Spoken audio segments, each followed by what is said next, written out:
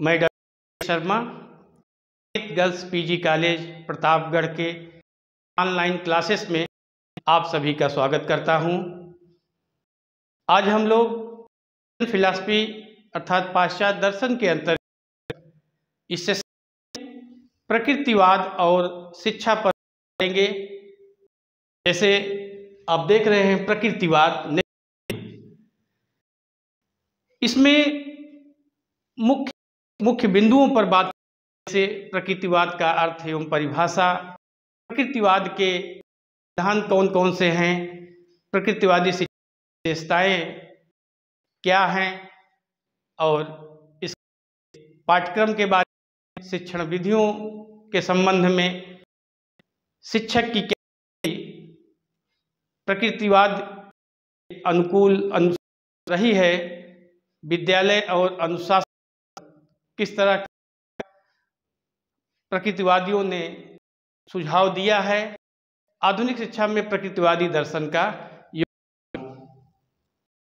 इस तरह से हम लोग देखते हैं कि प्रकृति शब्द नेचुरलिज्म शब्द का हिंदी रूपांतरण है, जो दो शब्दों के योग से है। कौन कौन? नेचुरल और इसमें नेचुरल का जो अर्थ है प्रकृति से संबंधित है और इज्म का अर्थ वाद, सिद्धांत या से संबंधित है। इस प्रकार प्रकृति से संबंधित सिद्धांतों या विचारों का अर्थ प्रकृतिवाद। यदि हम प्रकृति के अर्थ को देखें तो दो शब्दों के योग से बना है। कौन कौन से दो शब्द हैं? प्र और कृति का अर्थ है अर्थात जो कृति पहले से है, अर्थात जो पहले से ही अस्तित्व में है। प्रकृति का मूल ब्रह्मांड अथवा सृष्टि। यद्यपि प्रकृति एक अत्यंत प्राचीन अवधारणा, एक प्राचीन विचारधारा है, पाश्चात्य दार्शनिक की विचारधारा है, परंतु एक स्वतंत्र दर्शन के रूप में इसका बीजारोपण अर्थात इसके सूत्रधार थे पूर्व चौथी शताब्दी में यूनानी डीमोक्रिटस को माना जाता है। इसने इस सृष्टि की रचना छोटे परमाणुओं के संयोग से सिद्ध करने का प्रयास किया, चलकर परमाणुवाद के नाम से विख्यात हुई। परंतु कालांतर में विभिन्न कारणों से उतार चढ़ाव आधुनिक विचारधारा की ओर बहुत से ऐसे जिसके कारण जो इस चिंतन के इस विचारधारा के लोग थे उनका ध्यान केंद्रित होने लगा था। 17वीं और 18वीं शताब्दी में आर्थिक, सामाजिक और शैक्षिक क्रांति के फल प्रकृतिवाद को पुनः नवजीवन मिला। प्रकृतिवादी दार्शनिक विचारधारा मानव जीवन से कृत्रिमता मतलब जो बनावटीपन था, जो आर्टिफिशियल था, उसको हटाकर उनमें जीवन की स्थापना करना चाहता था। प्रकृतिवादी क्रांति के नायक रूसो और वॉल्टेयर थे। रूसो ने तत्कालीन समाज और की आलोचना की, मतलब कठोर आलोचना, और मनुष्य को प्राकृतिक जीवन जीने की सलाह। रूसो ने प्रकृति को मानव जीवन से जोड़ने के लिए सभी नागरिकों से प्रकृति की ओर वापस लौटने का आह्वान किया। इसका मतलब back to nature, return to nature बात रूसो ने की।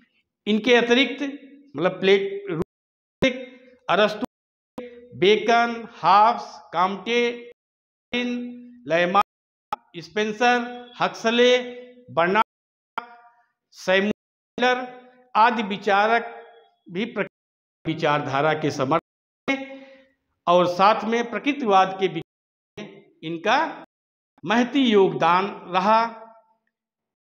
जहाँ तक भारतीय परिप्रेक्ष्य में हम देखते हैं, भारतीय में देखने का प्रयास बात करते हैं तो गुरुदेव रविन्द्रनाथ टैगोर, महात्मा गांधी और स्वामी विवेकानंद जैसे अन्य भारतीय विचारक भी अनेक मुद्दों पर प्रकृतिवादी विचारधारा के समर्थक थे। आइए हम लोग बात करते हैं, देखते हैं कि प्रकृति का अर्थ क्या है, मीनिंग ऑफ रियलिज्म। प्रकृतिवाद प्रकृति और प्राकृतिक घटनाओं को ही सत्य मानते हुए प्रकृति और प्राकृतिक नियमों को अंतिम वास्तविकता में स्वीकारता है। मतलब जो अल्टीमेट रियलिटी है उसी को प्रकृतिवाद मानता है। प्रकृतियों के अनुसार एक वस्तु नेचर से उत्पन्न होती है तथा अंत मतलब प्रकृति से उत्पन्न होती है, अंत में उसी में लीन हो जाती है। यही कारण है कि इस भौतिक संसार को ही मानता है और आध्यात्मिक संसार को मिथ्या या असत्य मानता है, झूठ मानता है। तो है इसमें प्रकृतिवाद में कि everything comes from nature and returns to nature.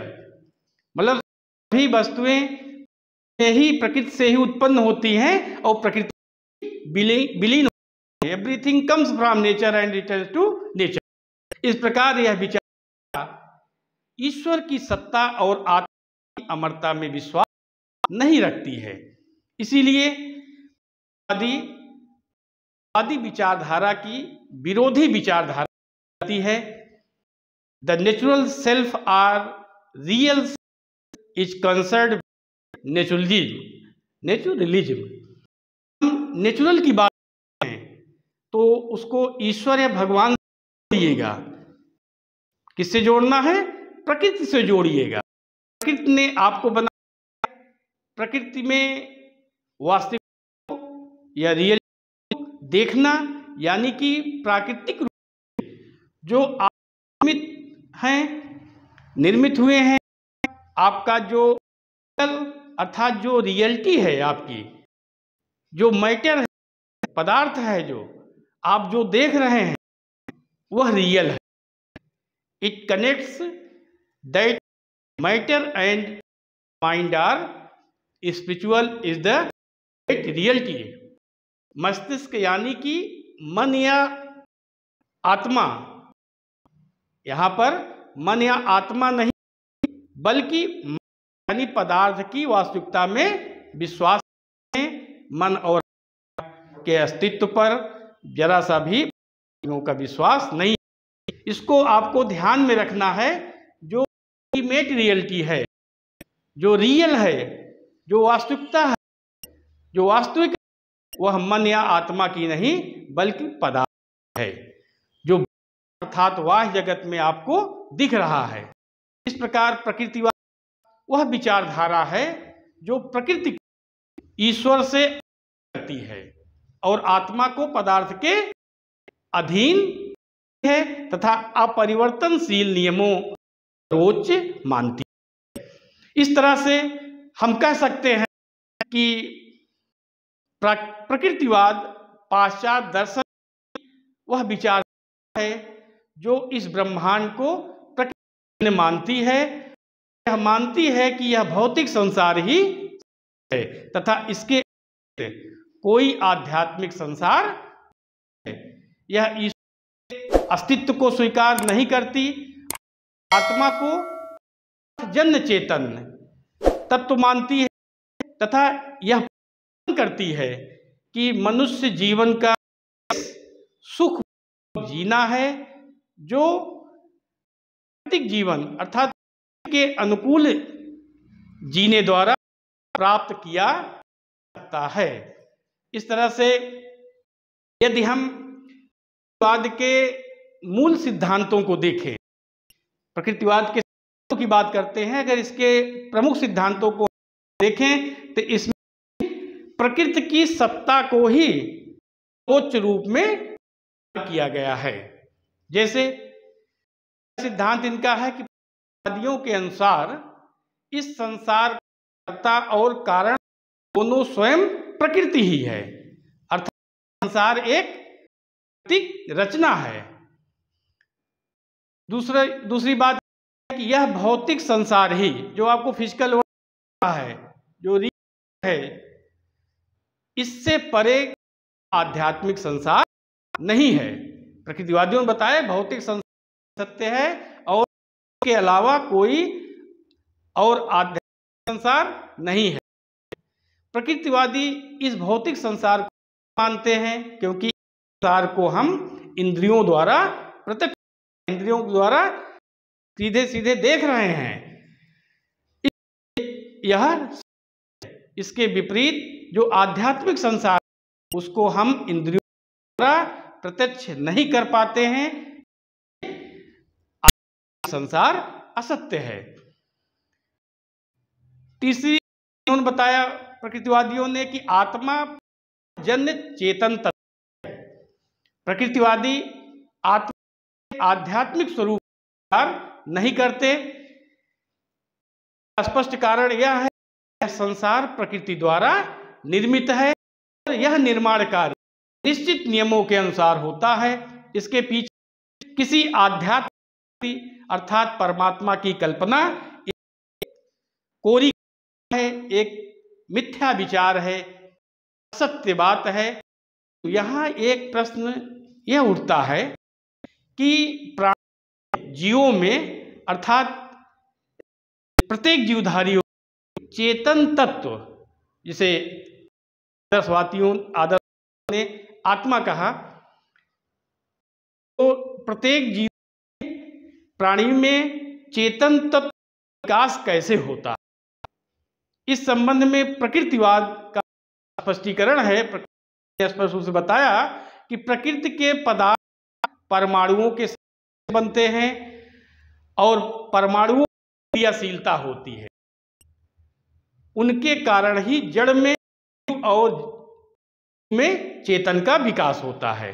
प्रकृतिवादी इसी चेतन आत्मा कहते हैं। प्रकृतिवादी है, उनका मानना है कि आत्मा पदार्थ है, इसलिए नष्ट होने पर यह भी नष्ट हो जाता है।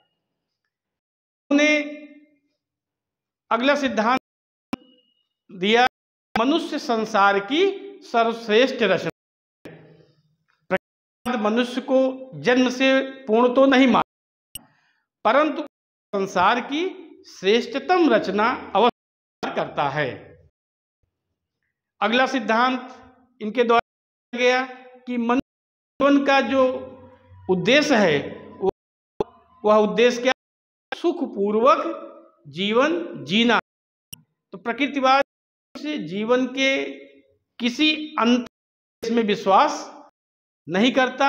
इनका विश्वास है कि प्रत्येक में जीने की इच्छा रहती है और इस जीने के लिए वह संघर्ष करता है, स्ट्रगल करता है और अपने परिस्थितियों के अनुकूल बनाकर सुरक्षित रखता है, सुरक्षित रहता है।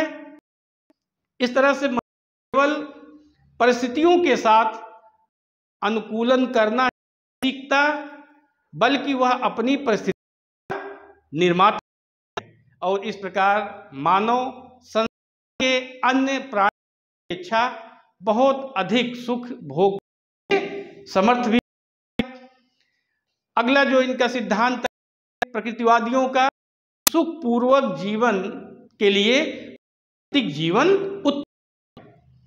प्रकृतिवादियों का विश्वास है कि सब और संस्कृति के चक्कर में प्रकृति से बहुत दूर हो गया है और इसी का दुखी है, जबकि मनुष्य की प्रकृति उत्तम है। वह केवल आत्मरक्षा करना चाहता है, रक्षा करना चाहता है और यह चाहता है कि उसके कार्य में किसी प्रकार की बाधा न हो। यही प्रकृतिवादी मनुष्य की प्रकृति के अनुसार स्वतंत्र वातावरण में रखकर स्वतंत्र विकास का समर्थन करते हैं। अगला जो सिद्धांत है कि प्रकृतिवाद का कि किसी भी की जो वास्तविक जानकारी है और उस जानकारी और उत्कृष्ट व्याख्या प्राकृतिक विज्ञान ही संभव है। अगला सिद्धांत कि सत्य का अनुभव बोध प्राप्त करने में इंद्रियों का अत्यंत अधिक अतिशय महत्व है। इस प्रकृतिवादियों जो अपना सिद्धांत बताया वह था। और अब हम लोग प्रकृतिवादी विशेषताओं को देखते हैं, इसकी बात करते हैं कि प्रकृति विचारकों ने शिक्षा के क्षेत्र में क्रांतिकारी परिवर्तन किया है। प्रकृतिवादी विचारक पुस्तकी ज्ञान को शिक्षा नहीं मानते थे। प्रकृतिवादियों के अनुसार वास्तविक शिक्षा वह है जो मनुष्य उसकी प्रकृति के अनुकूल विकास करने और को सुखमय बनाने में सहायता करती है। प्रकृति दर्शन शिक्षा के विविध पहलुओं, विभिन्न आयामों को प्रदान किया है। वह बालक को निष्क्रिय श्रोता बनाकर उन्हें अपनी रुचि सामर्थ्य के स्वतंत्र ढंग से सीखने का अवसर देने का हिमायती है, धर है। यद्यपि शिक्षा में प्रकृति अथवा शैक्षिक विचारधारा में प्रकृतिवाद का सर्वप्रथम प्रयोग बेकन और ने किया, तो प्रकृतिवादी आंदोलन को सीमा पर का श्रेय किसको माना जाता है? रूसो को, जीन जैक्स रूसो को ही प्राप्त है। इसलिए रूसो को प्रकृति का जनक भी माना जाता है। क्योंकि एक है पुस्तक, इन्होंने कई पुस्तक लिखा, लेकिन इन्होंने शिक्षा के संदर्भ में व्यापक रूप से विस्तृत रूप से चर्चा किया, वो पुस्तक है एमील। एमील आपको पता होगा कि एमील 1762 में रूसो के द्वारा लिखा गया। सोशल कॉन्ट्रैक्ट भी इनकी बड़ी प्रसिद्ध पुस्तक है, कि वो भी 1700 में ही लिखी गई है। तो रूस पुस्तक एमील है और स्पेंसर की पुस्तक एजुकेशन इंटेलेक्चुअल को आधार बनाकर प्रकृतिवादी शिक्षा की कुछ प्रमुख विशेषताओं को निर्धारित किया गया है। एमील की अभी चर्चा किया। रूसो की जो एमील है यह उपन्यास है। एमील नामक कल्पित युवक की उपदेशात्मक का वर्णन किया गया है। इसमें सामाजिक का वर्णन किया है। एमील में आपको बताएं, एमील में 5 भाग और 4 पात्र हैं। एमील में 5 भाग। एक में शैशव में शिक्षा की क्या स्थिति होनी चाहिए, शिक्षा होनी चाहिए। बाल्यावस्था में शिक्षा, दूसरे भाग में, तीसरे किशोरावस्था में शिक्षा, और चौथे भाग में युवावस्था शिक्षा, और 5वें भाग में स्त्री शिक्षा का वर्णन किया गया है। 4 पात्र एमील में हैं। प्रथम पात्र एमील है और द्वितीय पात्र में सोफी एमील की काल्पनी है, और तृतीय पात्र में एमील का शिक्षक, और पात्र में स्वयं लेखक रूसो हैं। तो इस तरह रूसो ने और प्रकृतिवाद शिक्षा की कुछ विशेषताओं के बारे में बताया है, जैसे की ओर लौटो, बैक टू नेचर, या प्रकृति का अनुसरण, फॉलो नेचर। प्रकृतिवाद का प्रमुख नारा या उद्घोष जो है क्या था? प्रकृति की ओर लौटो। इसका यह है कि व्यक्ति परिवेश में जीवन व्यतीत कर रहा है, वह दूषित, कुंठित और परंपरावादी कड़जाल से हुआ है।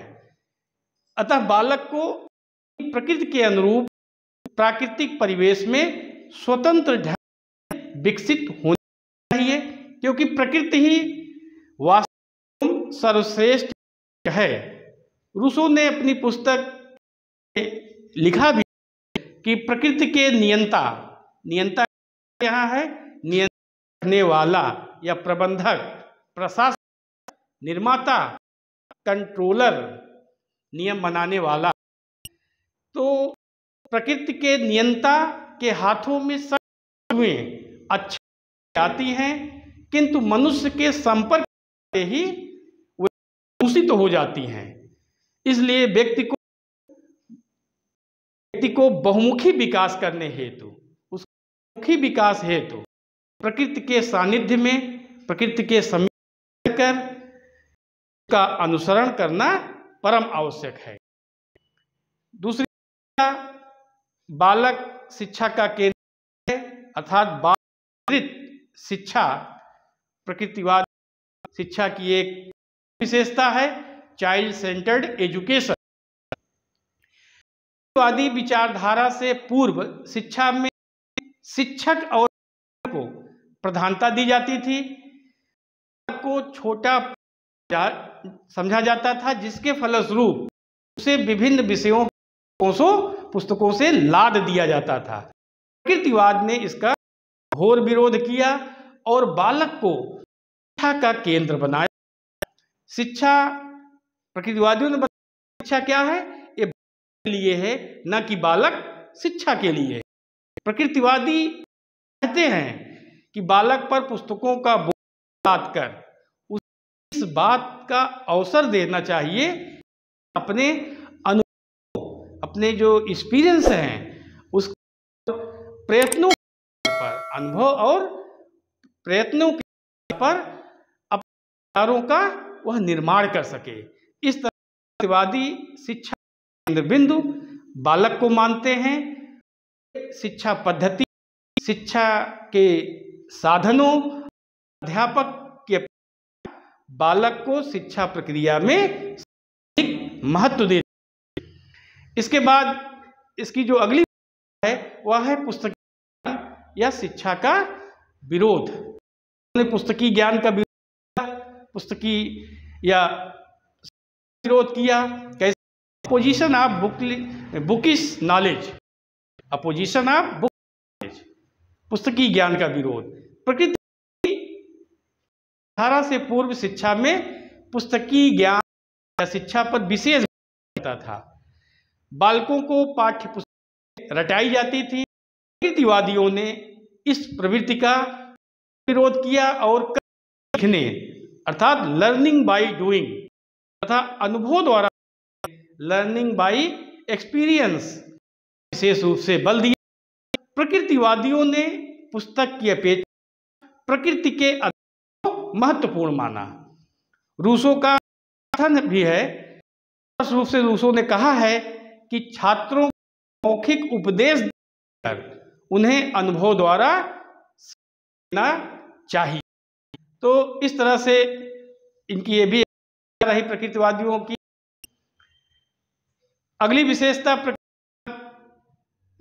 क्या है, वह इंद्रिय शिक्षा पर की बात कही है।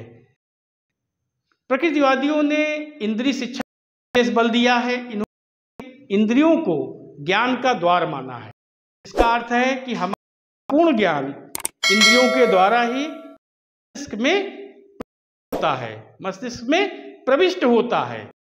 किसके माध्यम से? इंद्रियों के माध्यम से ही हम सत्य ज्ञान की प्राप्ति होती है। इसलिए सत्य ज्ञान की प्राप्ति के लिए, ज्ञान को प्रभावशाली के लिए हमें इंद्रियों को प्रशिक्षित करना चाहिए, करना होगा।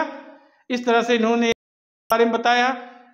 तो इसकी विशेषता है, बहुत विशेषता है। रूसो ने निषेधात्मक शिक्षा पर बल या निषेधात्मक शिक्षा पर जोर दिया, एम्फेसिस ऑन निगेटिव एजुकेशन। प्रकृतिवाद सामाजिक रूढ़ियों या परंपरावादी जो निगेटिव एजुकेशन है, निश्चयात्मक या सकारात्मक पॉजिटिव एजुकेशन है, जो फिक्स्ड एजुकेशन, उसका विरोध किया। किसने? प्रकृतिवाद ने, प्रकृतिवादियों ने। तो सकारात्मक शिक्षा का विरोध है जो निश्चयात्मक या परंपरागत शिक्षा है जो एजुकेशन, उसका इन्होंने विरोध किया। और निषेधात्मक अर्थात एजुकेशन, निषेधात्मक शिक्षा अत्यधिक बल। रूसों को निषेधात्मक का सूत्र जाता है। रूसों ने पॉजिटिव एजुकेशन को क्या बताया है? पॉजिटिव एजुकेशन उसे क्या कहा है? जो समय से पूर्व ही बताया कि समय से पूर्व ही बालक के कोरे मस्तिष्क, जो ब्लैंक माइंड है, खाली मस्तिष्क है, उसको बनाना चाहती है और बालक को प्रौढ़ व्यक्तियों के कार्य एवं कर्तव्यों को निर्देश देती है। कौन सी शिक्षा? एजुकेशन है जो सकारात्मक शिक्षा। ऐसा प्रकृति और रूसों ने यह बताया कि वो समय से पूर्व ही बालक के मस्तिष्क को परिपक्व बनाने की इच्छा है।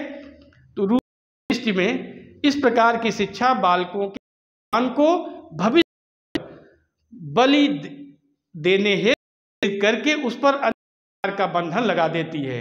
रूसों ने पॉजिटिव एजुकेशन या सकारात्मक शिक्षा या विद्यालय शिक्षा को क्रूर के नाम से किया और निगेटिव एजुकेशन पर विशेष रूप से बल कहा कि जो निषेधात्मक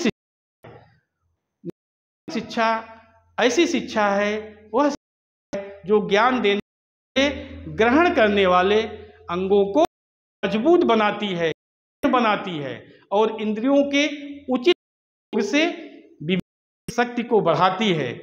इस शिक्षा का तात्पर्य है, इस तात्पर्य आलस्य में समय व्यतीत करना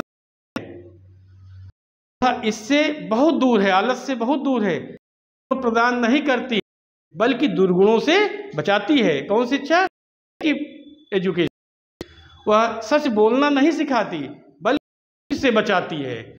बालक को सत्य की ओर ले समझने अपनाने के लिए तैयार करती है। बालक को सत्य की जब तक नहीं ले जाती जब तक कि उसमें पहचानने, उससे प्रेम करने की शक्ति नहीं हो जाती है।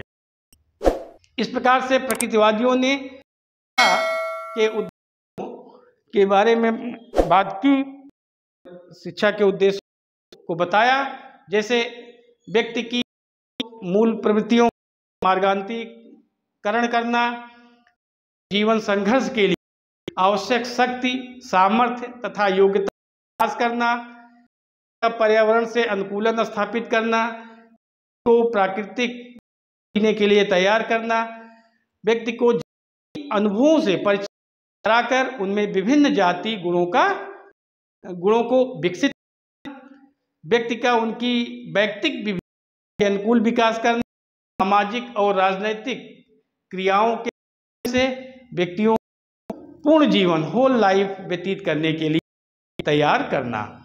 आइए हम लोग प्रकृतिवाद ने पाठ्यक्रम में क्या बताया है, किस तरह का पाठ्यक्रम होना चाहिए, उसके बारे में देखते हैं। अर्थात नेचुरलिज्म करिकुलम। प्रकृतिवादियों ने बालक को पाठ्यक्रम आधार माना, ऐसे पाठ्यक्रम पर बल दिया तो उनकी नैतिक रुचि, योग्यता और स्वाभाविक के विकास में दे। जिन आधारों पर प्रकृतिवादियों ने अपने पाठ्यक्रम का निर्माण किया है वे इस तरह से हैं। पहला उन्होंने सुझाव दिया को लेकर कि बालक की मूल प्रवृत्तियों, क्षमताओं और स्वाभाविक क्रियाओं के अनुकूल चाहिए। कैसा होना चाहिए?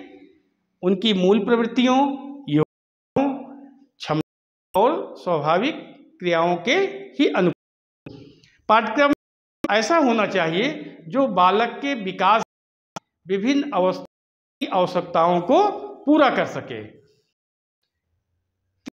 इन्होंने सुझाव दिया कि पाठ्यक्रम ऐसा होना चाहिए जो व्यक्तिगत आवश्यकताओं पर केंद्रित हो।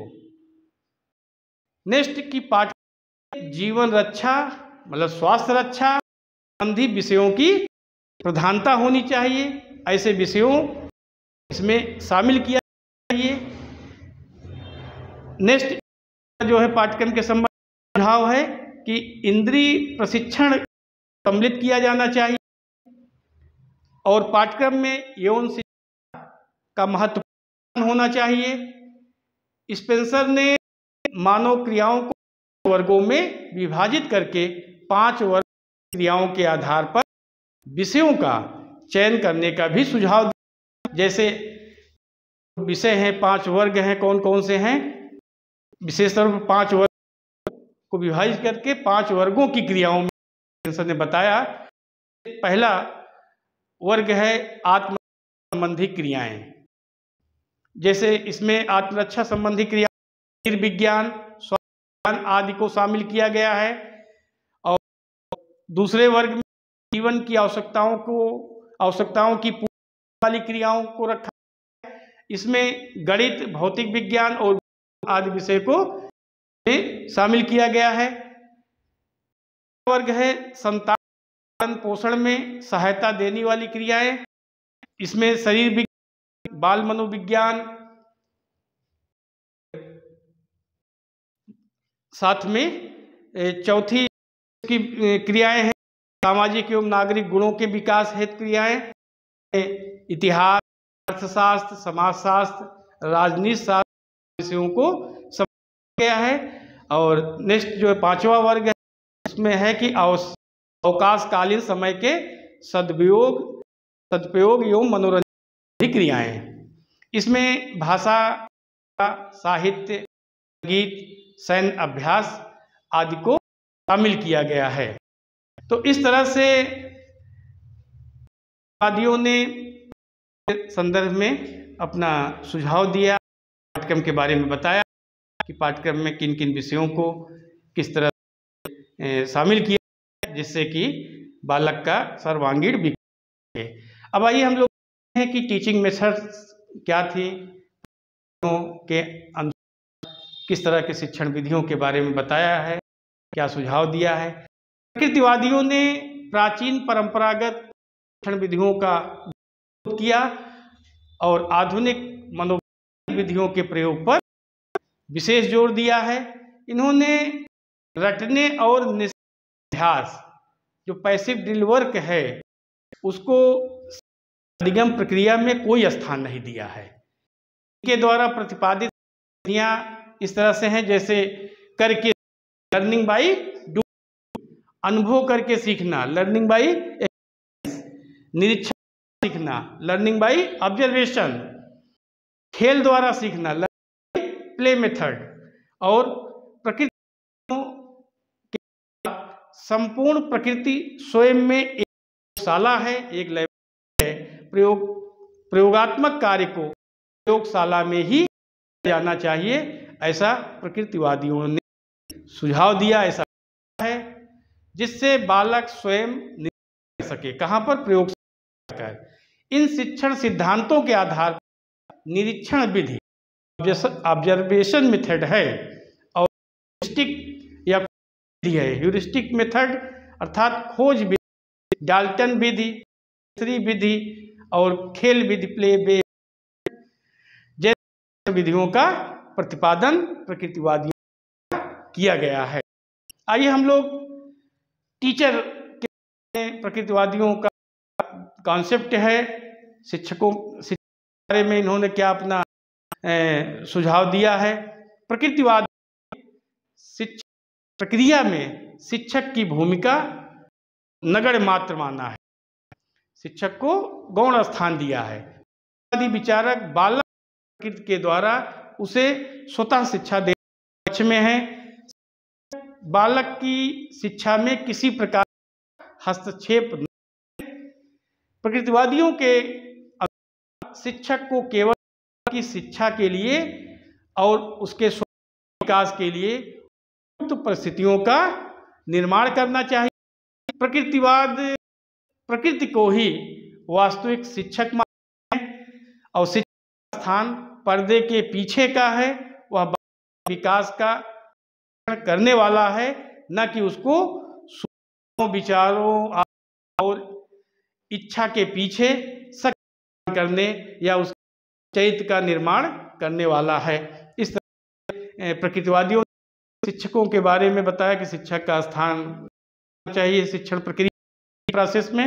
अब आइए हम लोग स्कूल के बारे में देखते हैं कि किस तरह का कॉन्सेप्ट प्रकृतिवादियों का है। प्रकृतिवादी विद्यालय के औपचारिक स्वरूप जो टाइम टेबल है उसका घोर विरोधी है। के अनुसार प्रकृति विद्यालय है। यदि हम विद्यालय के निश्चित कर दें तो बालक को स्वतंत्र विकास के अवसर नहीं मिल पाएंगे और वह हमेशा अध्यापकों के दबाव में रहेगा। इस कारण से शिक्षा हेतु शिक्षण कार्य हेतु बालक को की गोद में रहना चाहिए। यही बालक का वास्तविक विद्यालय है। प्रकृतिवादियों ने अपना विचार के संदर्भ में दिया। अनुशासन के संदर्भ में प्रकृतिवाद की क्या सोच थी, किस तरह का अनुशासन होना चाहिए। पहली बात तो जान लीजिए, प्रकृति दमनात्मक शासन का विरोध करता है और मुक्तयात्मक शासन जो फ्री डिसिप्लिन या अनुशासन का अनुचित या अभद्र जो बुरे प्रकृति स्वयं दंड देगी, अच्छे कार्यों के लिए प्रकृति पुरस्कृत भी करेगी। इस तरह से प्रकृति मान, जैसे आपके सामने हम एक उदाहरण दें, यदि कक्षा में फर्नीचर को तोड़ देता है, कोई भी छात्र अपने क्लास में किसी फर्नीचर इंफ्रास्ट्रक्चर नुकसान पहुंचाता है तो उसे किसी प्रकार दंड न देकर जमीन पर बैठा देना चाहिए। उसे कृत्यों का, उसे अपने कार्यों का एहसास, हमने कुछ गलती किया, तो इस तरह से दंड देने की बात प्रकृतिवादियों है और कठोर दंड या दमनात्मक का विरोध करता है। अब आइए हम लोग देखते हैं कि आधुनिक शिक्षा में, आज की वर्तमान शिक्षा में प्रकृतिवादी दर्शन का क्या योगदान है। तो इनका योगदान अगर हम देखते हैं, बात तो है प्रकृतिवादी धारा से ही प्रभावित होकर आधुनिक शिक्षा को केंद्रित पाठ्यक्रम पर आधारित किया गया है। दूसरी, प्रकृतिवादी विचारधारा के कारण ही वर्तमान शिक्षा में को स्वतंत्र चिंतन, अनुभवशील, क्रियाशीलता का प्रशस्त हुआ है। ज्ञानेंद्रिय को प्रमुखता देने का श्रेय प्रकृति को ही है। शिक्षा में जनतांत्रिक लाने में, प्रजातांत्रिक दृष्टिकोण लाने में प्रकृतिवाद की भूमिका सराहनीय है। शिक्षा में मनोवैज्ञानिक सिद्धांतों को रूप देने का श्रेय भी प्रकृतिवाद को है। छात्रों की स्थापना, आजकल विद्यालयों में देखिए स्टूडेंट का गठन किया जाता है, छात्र परिषद का निर्णय होता है। छात्रों की जो स्थापना का मूल मंतव्य है प्रकृतिवाद से ही प्राप्त है। व्यवहारवादी मनोविज्ञान का प्रकृतिवाद है।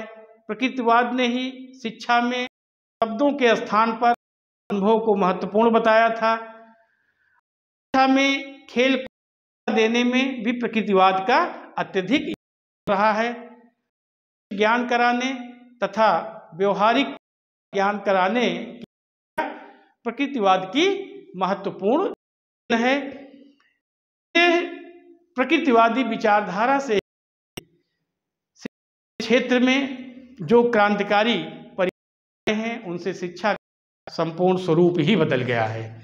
प्रकृति में सामाजिक, वैज्ञानिक तथा मनोवैज्ञानिक के माध्यम से शिक्षण विधियों के क्षेत्र में योगदान दिया। उस शिक्षकों को शिक्षण कार्य करने में बहुत मिली है। यही छात्रों के नैसर्गिक का मार्ग भी है। यद्यपि प्रकृतिवाद में कमियां और दोष हैं भी, फिर भी उस के क्षेत्र में व्यापक परिवर्तन लाकर शिक्षा को जैविक और वैज्ञानिक दृष्टिकोण प्रदान किया है। उससे निसंदेह शिक्षा को बहुत लाभ हुआ है।